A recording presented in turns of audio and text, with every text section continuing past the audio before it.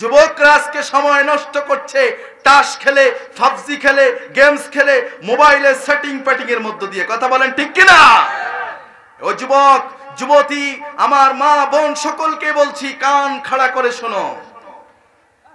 এই জেনার সম্পর্ক আজকে তৈরি হচ্ছে। এই জেনার সম্পর্ক আজকে কলেজ ইউনিভার্সিটিতে আজকে গার্লফ্রেন্ড বয়ফ্রেন্ডের অভাব। কথা বলে অভাব।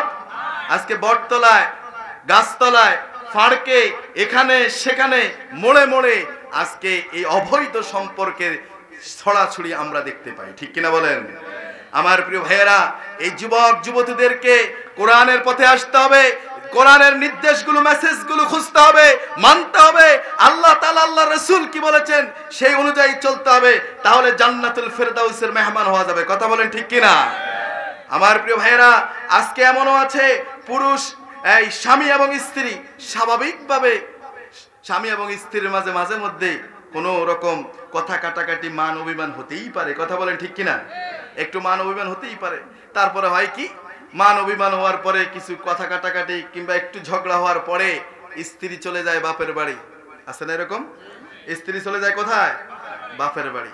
এরপর ভাবিরা তো আছেই, ভাবিরা আছে না, বড় বোনেরা আছে না, স্বামীর জ্যাঠরা আছে না, ওরা মিলে তারপর কুপরামর্শ দেয় যে ওর ভাত খাওয়ার দরকার নাই, ওর সংসারে যাওয়ার দরকার নাই, তোমার এর চেয়ে ভালো জায়গায়, তোমাকে ভালো একটা ছেলের কাছে তোমাকে বিয়ে দেব, এরকম কথা বলে না?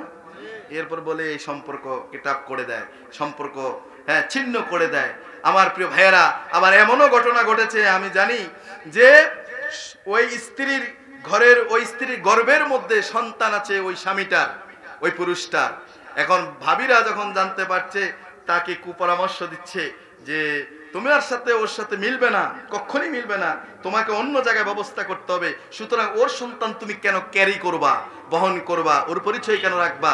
সুতরাং সন্তানকে অবলেশনের মাধ্যমে সন্তানকে গর্ভের মধ্যে হত্যা করে ফেলো। নাউজুবিল্লাহ বলেন।